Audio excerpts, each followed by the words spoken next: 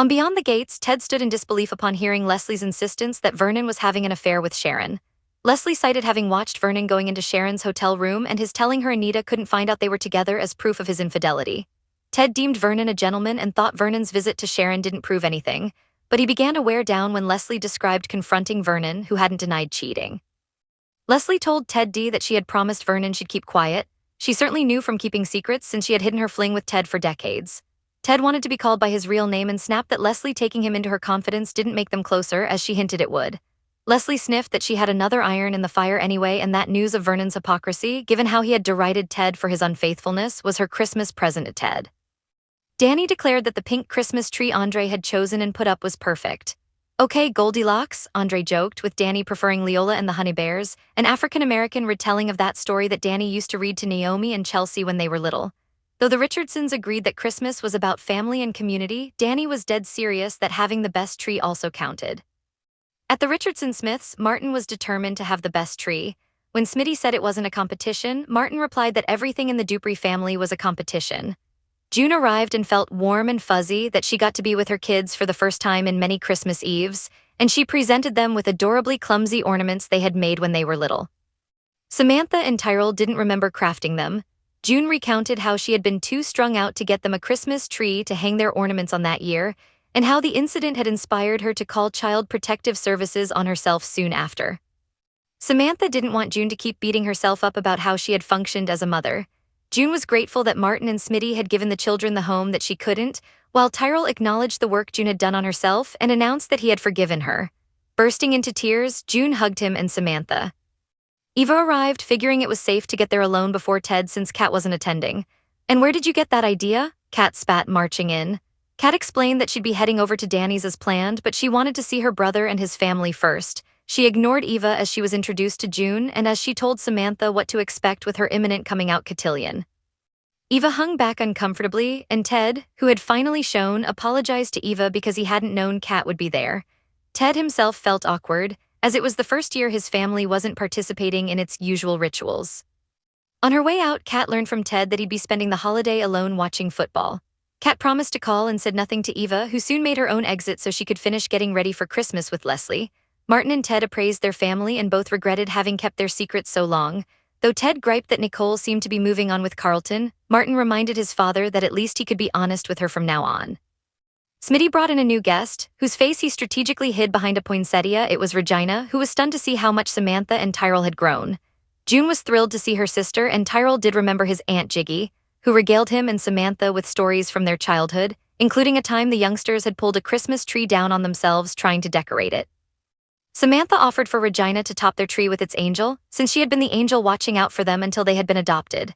Regina assured June that she had done the right thing in giving the children up and invited June to spend Christmas Eve and Christmas Day with her. When Smitty became emotional thinking how much the kids had been through before they'd become a family, Martin reminded him that they were resilient and survivors. Danny decried the shrinkage to her guest list when Kat was a no-show and Chelsea and Madison weren't coming over either, but she determined to make the best of it, even when a pouty Naomi arrived having had a fight with Jacob.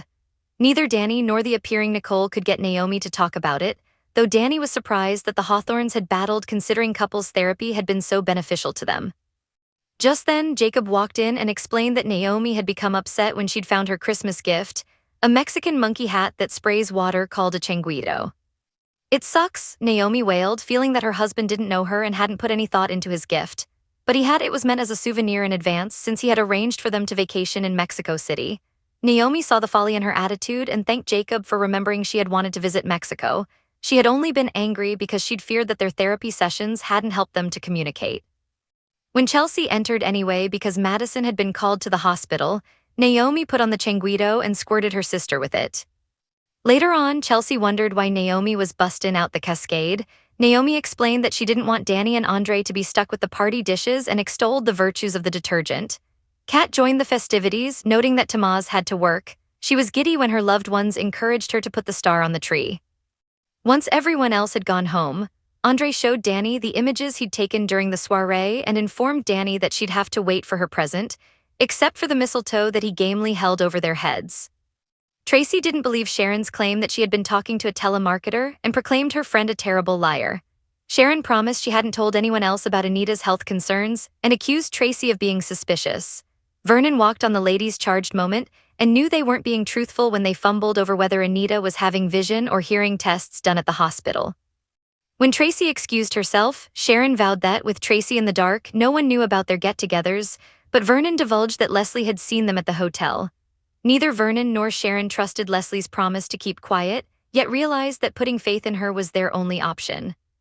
At Garland Memorial, Anita struggled to take in Dr. On's news that she had triple-negative breast cancer.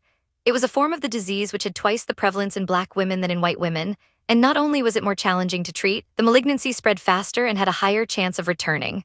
The words seemed to bounce off the overwhelmed Anita as On recommended immediate treatment and the opinion of an oncologist.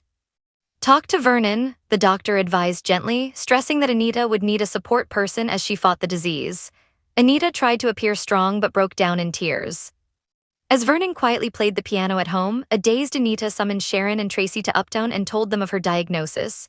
She was more scared for Vernon and the rest of the family than she was for herself. Her fellow articulates swore to be at Anita's side for every step.